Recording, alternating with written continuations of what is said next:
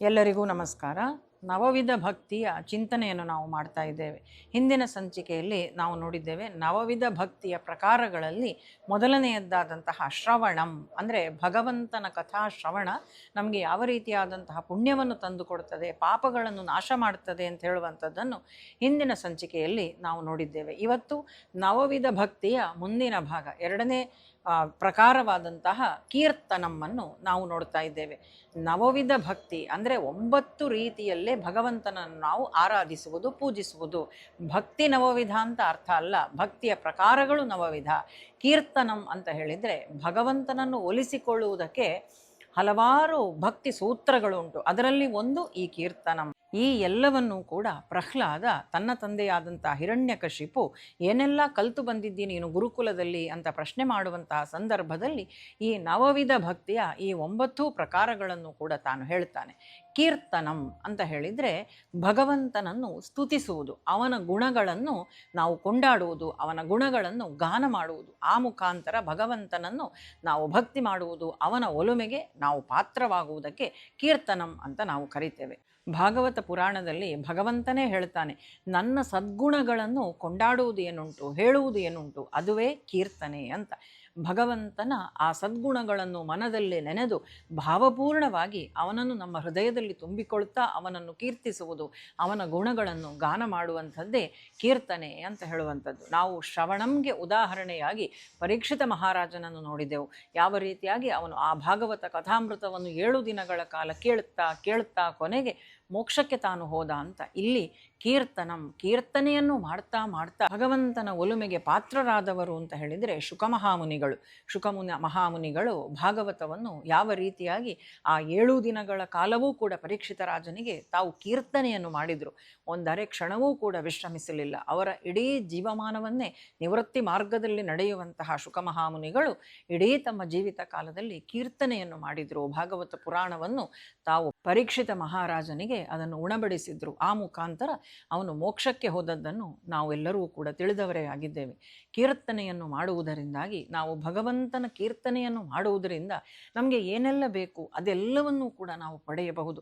ಲೌಕಿಕವಾದ ವಸ್ತುಗಳ ಅಭಿಲಾಷೆ ನಮಗಿದ್ದರೆ ಆ ಲೌಕಿಕವಾದ ವಸ್ತುಗಳು ಕೆಲವೊಂದು ಕಾಲ ಮಾತ್ರ. ಇವತ್ತು ಸಿಕ್ಕಿತು ಅಂದರೆ ಇನ್ನೊಂದು 4 ದಿವಸ, 1 ವಾರ ಅಥವಾ 1 ವರ್ಷ ನಮಗೆ ಅದರಿಂದ ಸಂತೋಷ ಬರಬಹುದು. ಆನಂತರ ಅದು ನಮಗೆ ನೀರಸ, ಅದರಿಂದ ಬರುವಂತಹ ಸಂತೋಷ ನಮಗೆ ಕಡಿಮೆ ಆಗ್ತಾ ಬರ್ತದೆ. ಆದರೆ ಅಲೌಕಿಕವಾದಂತಹ ಆ ಒಂದು ಆತ್ಮೋದ್ಧಾರಕ್ಕೆ ನಾವು ಮಾಡುವಂತಹ ಪ್ರಯತ್ನ ಏನುಂಟು, ಆ ಒಂದು ಸಂತೋಷ ಏನುಂಟು, ಅದು ನಮಗೆ ನಿತ್ಯ ನಿರಂತರವಾದದ್ದು. ಆ ಮೋಕ್ಷದ ದಾರಿ ಅಂತ ಹೇಳುವಂಥದ್ದು ಈ ಕೀರ್ತನೆಯನ್ನು ನಾವು ಭಗವಂತನಿಗೆ ಮಾಡುವುದರ ಮುಖಾಂತರವೂ ಕೂಡ ನಾವು ಹೊಂದಬಹುದು. ಲೌಕಿಕ ವಸ್ತುಗಳ ಪ್ರಾಪ್ತಿ ಮಾತ್ರವಲ್ಲ, ಅಲೌಕಿಕವಾದಂತಹ ಮೋಕ್ಷವನ್ನು ಕೂಡ ಭಗವಂತನ ಕೀರ್ತನೆ ನಮಗೆ ತಂದುಕೊಡ್ತದೆ. ಭಗವಂತನ ಸದ್ಗುಣಗಳನ್ನು ನಾವು ಕೀರ್ತನೆ ಮಾಡಿದರೆ, ಅವನನ್ನು ಕೊಂಡಾಡಿದರೆ, ನಮ್ಮದು ಅದು ಎಂತಹದ್ದೇ ಪಾಪಗಳಿದ್ರೂ ಕೂಡ ಎಲ್ಲವೂ ಕೂಡ ನಾಶವಾಗ್ತದೆ. ಭಗವದ್ಗೀತೆಯಲ್ಲಿ ಭಗವಂತನೇ ಹೇಳಿದ್ದಾನೆ, ಅಪಿಚೇತ್ಸು ದುರಾಚಾರ ಭಜತೆ ಮಾಮನನ್ಯ ಭಾಕ್. ಅಂದರೆ ಅವನು ಅದು ಎಂತಹ ದುರಾಚಾರಿಯೇ ಆಗಲಿ, ನನ್ನನ್ನು ಶ್ರದ್ಧಾ ಭಕ್ತಿಯಿಂದ ಭಜಿಸಿದರೆ, ನನ್ನ ಕೀರ್ತನೆಯನ್ನು ಮಾಡಿದರೆ ಅವನ ಪಾಪಗಳೆಲ್ಲವನ್ನೂ ಕೂಡ ನಾನು ನಾಶ ಮಾಡುತ್ತೇನೆ ಅಂತ ಭಗವಂತ ಹೇಳ್ತಾನೆ. ದುರಾಚಾರಿಯಾದರೂ ಕ್ಷಮಿಸುತ್ತೇನೆ ಅಂತ. ನಾವು ಕ್ಷಮಿಸುವುದಿಲ್ಲ. ನಮಗೆ ಯಾರಾದರೂ ಏನಾದರೂ ತೊಂದರೆಯನ್ನು ಕೊಟ್ಟರೆ ಜೀವಮಾನ ಪೂರ್ತಿ ಅವನ ವಿರುದ್ಧ ಸೇಡನ್ನು ತೀರಿಸಿಕೊಳ್ಬೇಕು ಅಂತ ಕಾಯ್ತಾ ಇರ್ತೇವೆ. ಅವಕಾಶಕ್ಕಾಗಿ ನಾವು ಸದಾಕಾಲ ಹಂಬಲಿಸ್ತೇವೆ. ಆದರೆ ಭಗವಂತ ಹಾಗಲ್ಲ. ಅವನನ್ನು ಸ್ತುತಿಸಿದರೆ ಎಂತಹ ದುರಾಚಾರಿ, ಅವನು ಎಂತಹ ಕೆಟ್ಟ ಕರ್ಮವನ್ನೇ ಮಾಡಿದ್ರೂ ಕೂಡ ಭಗವಂತ ಅವನನ್ನು ಕ್ಷಮಿಸ್ತಾನಂತೆ. ನಾವು ಕ್ಷಮಿಸುವುದಿಲ್ಲ, ದೇವರು ಕ್ಷಮಿಸ್ತಾನೆ. ಉದಾಹರಣೆಗೆ ಅಜಾಮಿಳನ ಕಥೆಯನ್ನು ನಾವು ನೆನಪು ಮಾಡಿಕೊಳ್ಬೋದು. ಅಜಾಮಿಳ ತನ್ನ ಜೀವಮಾನದ ಪ್ರಾರಂಭ ಕಾಲದಲ್ಲಿ ಅತ್ಯಂತ ಸದ್ಗೃಹಸ್ಥನಾಗಿದ್ದ, ಭಗವಂತನ ಭಕ್ತನಾಗಿದ್ದ, ಒಳ್ಳೆಯವನಾಗಿದ್ದ. ಅಂತಹ ಅಜಾಮಿಳ ಆನಂತರ ತನ್ನ ಜೀವನದಲ್ಲಿ ಮುಂದುವರೆದು ಬಹಳ ಕೆಟ್ಟ ಕೆಲಸಗಳನ್ನು ಮಾಡ್ತಾನೆ. ಒಯೇಷೆಯೊಬ್ಬಳ ಸಹವಾಸವನ್ನು ಮಾಡುತ್ತಾ ಅವಳಿಗೋಸ್ಕರ ಅನೇಕ ದುಷ್ಕೃತ್ಯಗಳಲ್ಲಿ ತನ್ನನ್ನು ತಾನು ತೊಡಗಿಸಿಕೊಳ್ತಾನೆ. ಆದರೆ ಯಾವಾಗ ಮರಣಶಯ್ಯೆಯಲ್ಲಿ ಸಾಯುವ ಸಂದರ್ಭದಲ್ಲಿ ನಾರಾಯಣ ಅಂತ ತಾನು ಕೂಗುತ್ತಾನೋ, ನಾರಾಯಣ ಅಂತ ಕರೆದದು ತನ್ನ ಪುತ್ರನನ್ನೇ ಆಗಿದ್ದರೂ ಕೂಡ ಆ ಕ್ಷಣಕ್ಕೆ ಆತನ ಜನ್ಮದ ಪೂರ್ವದಲ್ಲಿ ಅವನು ಮಾಡಿದಂತಹ ಕರ್ಮಗಳೆಲ್ಲ ನೆನಪಿಗೆ ಬಂದು ಆ ಭಗವಂತನ ಭಕ್ತಿ ಜಾಗೃತವಾಗಿ ನಾರಾಯಣ ಅಂತ ಆತ ಕರೆದಾಗ ಅಲ್ಲಿ ಅವನ ಮುಂದೆ ಬಂದು ನಿಲ್ಲುವಂಥವರು ವಿಷ್ಣು ಪಾರ್ಷದರು, ಭಗವಂತನ ಪಾರ್ಷದರು ಬಂದು ನಿಂತುಕೊಳ್ತಾರಂತೆ.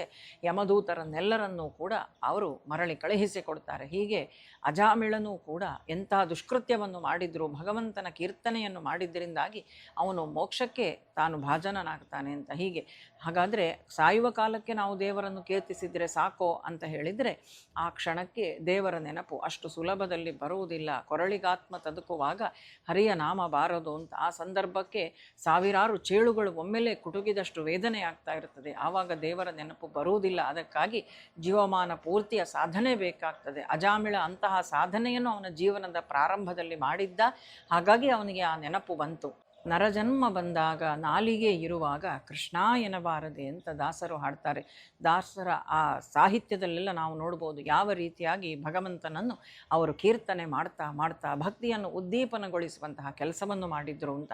ಕೃತಯುಗದಲ್ಲಿ 1000 ವರ್ಷಗಳ ಕಾಲ ತಪಸ್ಸು ಮಾಡಿದರೆ ಯಾವ ಫಲ ಸಿಗ್ತದೋ ಅದೆಲ್ಲವೂ ಕಲಿಯುಗದಲ್ಲಿ ಕೇವಲ ನಾಮ ಸಂಕೀರ್ತನೆ ಕೀರ್ತನೆಯನ್ನು ಮಾಡುವುದರಿಂದ ನಾವು ಪಡ್ಕೊಳ್ಬಹುದು ಅಂತ. ಕೃತಯುಗದಲ್ಲಿ ಆ ತಪಸ್ಸನ್ನು ಮಾಡಿದ ನಂತರ ಭಗವಂತ ಪ್ರತ್ಯಕ್ಷನಾಗಿ ನಿನಗೆ ಏನು ಬೇಕು ಅಂತ ಕೇಳಿದರೆ ಆಗದ ಜನರು ಹೇಳ್ತಿದ್ರಂತೆ, ನನಗೆ ಕಲಿಯುಗದಲ್ಲಿ ಜನ್ಮ ಬರುವಂತೆ ಮಾಡು, ಕಲಿಯುಗದಲ್ಲಿ ನಾನು ಮತ್ತೆ ಹುಟ್ಟಿ ಬರುವಂತೆ ನನಗೆ ಅನುಗ್ರಹಿಸು ಅಂತ. ಯಾಕೆ ಕೇಳಿದ್ರು ಅಂದರೆ ಕಲಿಯುಗದಲ್ಲಿ ಒಂದು ಬಾರಿ ಭಗವಂತನನ್ನು ಕೃಷ್ಣ ಹರಿ ಅಂತ ನೆನೆದ್ರೆ ಸಾಕು, ಎಲ್ಲ ಪಾಪಗಳು ನಾಶವಾಗ್ತದೆ. ಇಲ್ಲಿ ಕೇವಲ ನಾಮ ಸಂಕೀರ್ತನೆಯಿಂದಲೇ ನಮಗೆ ಅನನ್ಯವಾದಂತಹ ಪುಣ್ಯಗಳು ಲಭಿಸ್ತದೆ, ಪಾಪ ನಾಶವಾಗ್ತದೆ. ಹಾಗಿದ್ದಾಗ ಇನ್ನು ಅದಕ್ಕಿಂತ ಹೆಚ್ಚಿನ ಕರ್ಮಗಳಲ್ಲಿ ನಾವು ತೊಡಗಿಕೊಂಡೆವು ಅಂತಾದರೆ ಅದು ಎಷ್ಟು ಪುಣ್ಯ ನಮಗೆ ಲಭ್ಯವಾದೀತು.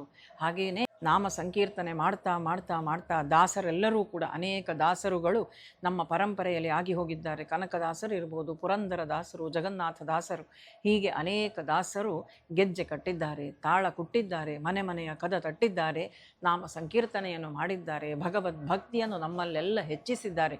ಇವತ್ತಿಗೂ ಕೂಡ ಆ ದಾಸ ಸಾಹಿತ್ಯವನ್ನು ನಾವೆಲ್ಲರೂ ಹಾಡುತ್ತಾ ನಾವದರ ಆನಂದವನ್ನು ಅನುಭವಿಸ್ತೇವೆ. ಹಾಡು ಅಂತ ಹೇಳಿದರೆ, ಕೀರ್ತನೆ ಅಂತ ಹೇಳಿದರೆ ಕೇವಲ ಅದು ಶಬ್ದಗಳನ್ನು ಜೋಡಿಸಿದಂತಹ ಒಂದು ಸುಂದರವಾದ ಪದ್ಯ ಮಾತ್ರ ಅಲ್ಲ, ಅಲ್ಲಿ ಭಗವಂತನ ಗುಣಗಳನ್ನು ಹೇಳಿರುವಂಥದ್ದನ್ನು ಹೃದಯದೊಳಗೆ ತುಂಬಿಕೊಳ್ಳಬೇಕು, ಅವನ ಗುಣಗಳನ್ನು ನಾವು ಆಸ್ವಾದಿಸಬೇಕು, ಆ ಮೂಲಕ ಅವನನ್ನು ಆರಾಧಿಸಬೇಕು ಅಂತ. ಕೃಷ್ಣ ಕೃಷ್ಣ ಕೃಷ್ಣ ಎಂದು 3 ಬಾರಿ ನೆನೆಯರೋ ಅಂತ ನಾವು ದಾಸರ ಸಾಹಿತ್ಯವನ್ನು ಹೇಳುತ್ತೇವೆ. ಸಂತುಷ್ಟನಾಗಿ ಮುಕುತಿ ಕೊಟ್ಟು ಎಲ್ಲ ಭಾರ ಹೊರುವನು ಅಂತ. ಕೃಷ್ಣ ಕೃಷ್ಣ ಕೃಷ್ಣ ಅಂತ 3 ಬಾರಿ ಅವನನ್ನು ಕರೆದ್ರೆ ಸಾಕಂತೆ ನಮ್ಮ ಎಲ್ಲ ಭಾರವನ್ನು ಅವನು ಹೊರತಾನೆ ಅಂತ. ಅವನ ಕೀರ್ತನೆಯನ್ನು ನಾವು ಮಾಡುವಾಗ ಭಗವಂತ ಅಷ್ಟ ದಿಕ್ಕುಗಳಲ್ಲಿ ಬರ್ತಾನೆ, ಬಂದು ಅಷ್ಟಭುಜಗಳನ್ನು ತಾನು ಹೊಂದಿದವನಾಗಿ ನಮ್ಮ ಎಲ್ಲ ಕಷ್ಟದ ಗಂಟುಗಳನ್ನು ಕೂಡ ಆತ ನಾಶಪಡಿಸ್ತಾನೆ ತನ್ನ ಆಯುಧಗಳಿಂದ ಅಂತ ಭಾಗವತದಲ್ಲಿ ಉಲ್ಲೇಖ ಉಂಟು. ಈ ರೀತಿಯಾಗಿ ಭಗವಂತನ ಕೀರ್ತನೆಯನ್ನು ನಾವೆಲ್ಲರೂ ಕೂಡ ಶ್ರದ್ಧಾ ಭಕ್ತಿಯಿಂದ ನಾವು ಮಾಡುವ ಆ ಭಗವಂತನೇ ನಮ್ಮ ಬದುಕಿನ ನೇತಾರನಾಗ್ತಾನೆ. ಕೀರ್ತನೆಯನ್ನು ನಾವು ಮಾಡಬೇಕು. ಅವನ ಸರ್ವೋತ್ತಮತ್ವ ಅಂತ ಹೇಳುವಂಥದ್ದು ನಮ್ಮ ಹೃದಯದಲ್ಲಿ ಅದು ನಲಿದಾಡಬೇಕು. ಈ ರೀತಿಯಾಗಿ ಶ್ರದ್ಧಾಭಕ್ತಿಯಿಂದ ಭಗವಂತನ ಕೀರ್ತನೆಯನ್ನು ಮಾಡುವ, ಅವನ ಭಜನೆಯನ್ನು ಮಾಡುವ, ಅವನ ಗುಣಗಳನ್ನು ಕೊಂಡಾಡುವ, ಅವನ ಒಲುಮೆಗೆ ಪಾತ್ರರಾಗುವ, ನಮ್ಮೆಲ್ಲ ಕಷ್ಟ ಕಾರ್ಪಣ್ಯಗಳನ್ನು ಕಳೆದುಕೊಂಡು ನಾವೆಲ್ಲರೂ ಕೂಡ ಅವನ ಅನುಗ್ರಹಕ್ಕೆ ಪಾತ್ರರಾಗುವ. ಇನ್ನು ನವವಿಧ ಭಕ್ತಿಯ ಮುಂದಿನ ಭಾಗಗಳನ್ನೆಲ್ಲವನ್ನೂ ಕೂಡ, ಮುಂದಿನ ಪ್ರಕಾರಗಳುಂಟು, ಅದೆಲ್ಲವನ್ನು ಕೂಡ ಮುಂದಿನ ಸಂಚಿಕೆಗಳಲ್ಲಿ ನೋಡುತ್ತಾ ಬರುವ. ಇನ್ನುಳಿದ 7 ವಿಚಾರಗಳನ್ನು, 7 ಪ್ರಕಾರಗಳನ್ನು ಅಂತ ಹೇಳುತ್ತಾ ಇವತ್ತಿನ ಸಂಚಿಕೆಯನ್ನು ಮುಕ್ತಾಯ ಮಾಡ್ತಾ ಇದ್ದೇವೆ. ಶುಭವಾಗಲಿ, ಮಂಗಳವಾಗಲಿ. ಕೃಷ್ಣ ಅರ್ಪಣಮಸ್ತು.